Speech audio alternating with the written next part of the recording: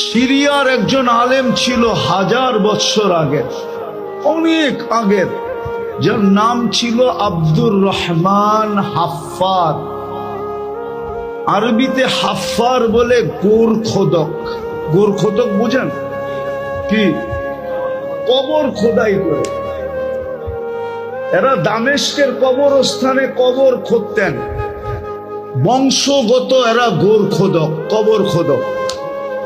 আব্দুর রহমান একদিন 2টা লাশকে এই 2-4-10 দিন বা 1 মাসের আগায় মাথায় 2টা লাশকে দাফন করছেন।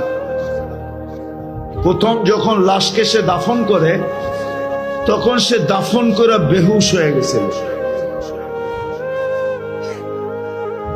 দ্বিতীয়টা দাফন করে সে আর বেহুশ হন নাই। যেই বাড়ির লাশ, একই বাড়ির লাশ ছিল, একই ঘরের 2 জন মারা গেছে 1 মাস আগে পরে। যে জিজ্ঞাসা করছে প্রথম ব্যক্তি কি ছিল,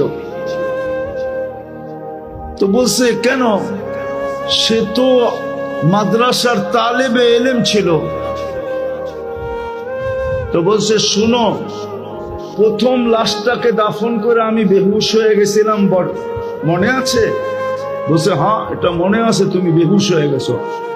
বলছে তোমরা তো জিজ্ঞেস করলে না আমি কেন বেহুশ হলাম।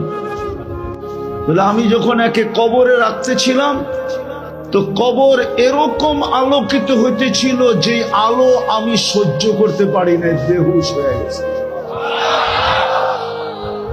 আমি যখন হুশে আসছি, তখন আর ওই জায়গায় আমি লাশ খুঁজে পাই নাই। আমি দেখতেছিলাম ফেরেশতারা লাশটাকে নিয়ে যেতেছে। বলে দ্বিতীয়টা যখন কবর দিছি, তখনও আমি দেখছি পুরো কবর আলোতে আলোকিত হয়ে গেছে, আর আমার চোখের সামনে ফেরেশতারা লাশটা নিয়ে গেছে।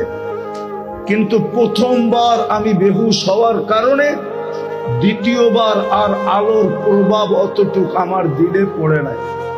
বলো দ্বিতীয় ব্যক্তিটাকে ছিল? তো বলতেছে এরই ভাই, কিন্তু ওই প্রথম জনের সহযোগী ছিল। কি ছিল? সহযোগী বুঝেন? সাহায্যকারী ছিল।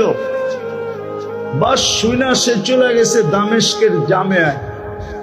ওই যুগে সিরিয়ার রাজধানী দামেস্কে যে আলেম মাদ্রাসা ছিল, ওইখানে চলে গেছে, যে বলছে আমি ভর্তি হব।